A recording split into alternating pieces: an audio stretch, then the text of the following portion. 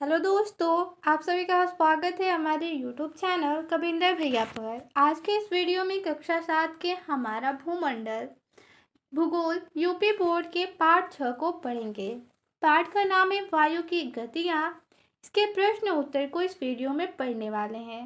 पहला प्रश्न दिया है, निम्नलिखित प्रश्नों के उत्तर दीजिए। इसमें क नंबर प्रश्न है, पवन किसे कहते हैं और ये कितने प्रकार की होती हैं। इसका उत्तर होगा, वायु सदैव उच्च वायु दाब से निम्न वायु दाब क्षेत्र की ओर चलती है। पृथ्वी के धरातल के निकट वायु की इस क्षैतिज गति को हवा या पवन कहते हैं। पवन मुख्य रूप से दो प्रकार की होती है। पहला, सनातनी या अस्थायी या नियतवाही पवनें। दूसरा, अनिश्चित या अस्थायी या अनियतवाही पवनें। आगे है प्रश्न नंबर ख, उत्तरी गोलार्ध में व्यापारिक पवनों की दिशा क्या होती है। इसका उत्तर होगा, उत्तरी गोलार्ध में व्यापारिक पवनों की दिशा उत्तर पूर्व से दक्षिण पश्चिम होती है। आगे ग नंबर प्रश्न है, कोरियालिस बल किससे कहते हैं या कोरियालिस बल से आप क्या समझते हैं। इसका उत्तर होगा, धरातल पर चलने वाली पवनों की दिशा वायु दाब में अंतर और पृथ्वी की घूर्णन गति द्वारा निर्धारित होती है। पृथ्वी के अपनी धुरी पर पश्चिम से पूरब घूमने के कारण ही पवनों की दिशा में विक्षेप यानी मोड़ हो जाता है। पवनों की दिशा में परिवर्तन लाने वाले इस बल को विक्षेप बल या कोरियालिस बल कहते हैं। आगे प्रश्न नंबर घ है, चक्रवात आने पर कौन कौन सी सावधानियां बरतनी चाहिए। इसका उत्तर होगा, चक्रवात आने पर निम्नलिखित सावधानियां बरतनी चाहिए। संचार माध्यमों द्वारा सूचना मिलने पर समुद्र के समीप मछली पकड़ने न जाएं। दूसरी सावधानी, चक्रवात आने की चेतावनी प्राप्त होने पर समुद्र तट तथा नदियों के डेल्टा क्षेत्र से दूर सुरक्षित स्थानों पर चले जाएं। तीसरा, चक्रवात आने पर मकानों के ऊपर के टिन शेड उखड़कर उड़ जाते हैं अतः दरवाजे और खिड़कियां बंद कर मकान के भीतर ही रहें। यानी चक्रवात आता है तो मकानों के ऊपर जो टिन शेड लगे होते हैं वो उखड़कर उड़ जाते हैं और इस स्थिति में दरवाजे और खिड़कियां बंद करके मकान के भीतर ही रहना चाहिए। अगली सावधानी होगी, चक्रवात के कारण टूटे हुए पुल, भवन, पेड़ और बिजली के खंभे व तारों को न छुएं एवं घरों की बिजली की लाइन काट दें। बाढ़ के पानी में न जाएं तथा जहरीले जीव जंतुओं से सावधान रहें। चक्रवात आने की सूचना मिलने पर खाने की सामग्री व पेयजल सुरक्षित स्थान पर रख ले। खाद्य सामग्री को वाटरप्रूफ बैग में रखें तथा सुरक्षा के लिए गर्म कपड़े पहनें। आगे है अंगा नंबर प्रश्न, चक्रवात और प्रति चक्रवात में क्या अंतर है। इसका उत्तर होगा, हेडिंग चक्रवात। इसके अंतर्गत लिखेंगे, वायुमंडल में स्थानीय दिशाओं के कारण भंवर उत्पन्न हो जाते हैं जो भयंकर झंझावातों का रूप धारण कर लेते हैं। इन्हें चक्रवात कहते हैं। विभिन्न आकार के होते हैं। इनका आकार 80 किलोमीटर से 300 किलोमीटर तक होता है। चक्रवातों में पवनें बाहर से केंद्र की ओर चलती है। दूसरा हेडिंग होगा प्रति चक्रवात। इसके अंतर्गत लिखेंगे, प्रति चक्रवात में वायु की दिशा चक्रवात के विपरीत होती है। इसमें केंद्र में उच्च वायु दाब रहता है और बाहर की ओर वायु दाब क्रमशः कम हो जाता है।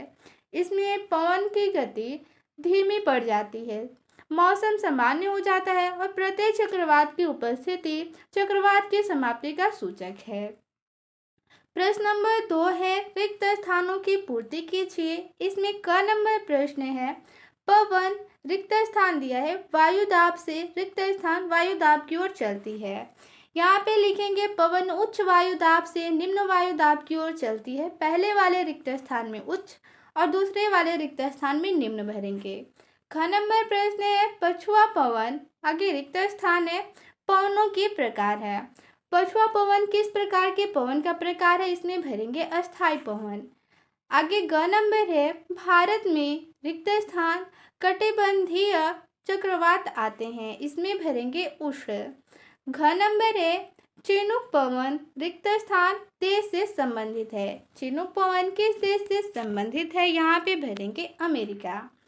प्रश्न नंबर 3 है, कारण बताइए। इसमें क नंबर है, मानसूनी पवनें 6-6 माह पर अपनी दिशा क्यों परिवर्तित करती हैं? इसका कारण क्या है? यहाँ पे लिखेंगे इसका उत्तर। मानसूनी हवाएं 6-6 माह पर अपनी दिशा परिवर्तन करती हैं। यह तापमान की भिन्नता का कारण होता है। गर्मी के ऋतु में समुद्र में उच्च वायु दाब होने से मानसूनी हवाएं समुद्र से स्थल की ओर चलती हैं और हमारे देश में भारी वर्षा करती हैं। शीत ऋतु के बाकी 6 महीनों में ये स्थल से समुद्र की ओर चलती है, इसलिए शुष्क होने के कारण कोई वर्षा नहीं करती। ख नंबर है, चक्रवात विनाशकारी क्यों होते हैं? इसका कारण होगा, चक्रवात निम्न वायु दाब का वह क्षेत्र है जिसके चारों ओर उच्च वायु दाब होता है। चक्रवात से तेज पवनें उच्च वायु दाब वाले बाहरी क्षेत्रों से अंदर के निम्न वायु दाब की ओर चलती हैं। इससे चलने वाली तेज गति हवाओं, जो 30 किमी से 60 किमी के बीच रहती हैं, के साथ भारी वर्षा तथा गर्जन के फलस्वरूप जान माल की बहुत हानि होती है, अतः चक्रवात विनाशकारी होते हैं। प्रश्न नंबर 4 है, अंतर स्पष्ट कीजिए। क नंबर है, सागरीय तथा स्थलीय समीर। इसका उत्तर होगा पहला हेडिंग सागरीय। इसमें लिखेंगे, ये पवनें तटीय प्रदेशों पर चलती हैं। दिन के समय सागर के पानी की अपेक्षा पृथ्वी जल्दी गर्म हो जाती है। स्थल की वायु गर्म होकर ऊपर उठ जाती है, इसलिए स्थल पर वायु दाब कम और सागर स्थल पर वायु दाब अधिक होता है। परिणाम यह होता है कि सागर से पवनें स्थल की ओर चलने लगती हैं। इन पवनों को जल समीर या सागर समीर कहते हैं। आगे है प्रश्न नंबर, इसमें पहला में ही दूसरा हेडिंग हो जाएगा स्थलीय समीर। सागरीय समीर और स्थलीय समीर में अंतर स्पष्ट करना था, तो हेडिंग दूसरा होगा स्थलीय समीर। ये रात के समय धरती से समुद्र की ओर चलती है। रात को समुद्र की अपेक्षा पृथ्वी अधिक ठंडी हो जाती है। इस कारण समुद्र पर वायु दाब कम और पृथ्वी पर अधिक होता है, अतः धरती की ओर से समुद्र की ओर मंद मंद पवनें चलने लगती है। इन्हीं पवनों को स्थल समीर कहते हैं। यहाँ पे देखिए प्रश्न नंबर ख, पछुआ पवनें और मानसूनी पवनें, इनमें अंतर स्पष्ट करना है, तो इसका उत्तर होगा, उपोष्ण उच्च वायु दाब से उपध्रुवीय निम्न वायु दाब के बीच दोनों गोलार्धों में चलने वाली पवनें पछुआ पवनें कहलाती हैं। ये पवनें अस्थायी होती हैं। इनकी दिशा उत्तरी गोलार्ध में दक्षिण पश्चिम से उत्तर पूर्व तथा दक्षिणी गोलार्ध में उत्तर पश्चिम से दक्षिण पूर्व की ओर होती है। किसी विशेष ऋतु में चलने वाली पवनों को मानसूनी पवनें कहते हैं। ये पवनें गर्मियों में समुद्र से पृथ्वी की ओर तथा सर्दियों में पृथ्वी से समुद्र की ओर चलती है और ये पवनें अस्थायी होती हैं।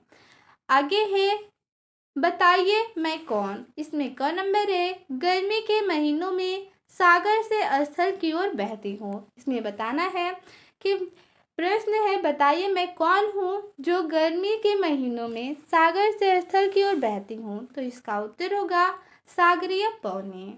ख नंबर है, स्थल से सागर की ओर बहती हूँ, तो ऐसी पवनें होती हैं स्थलीय पवनें।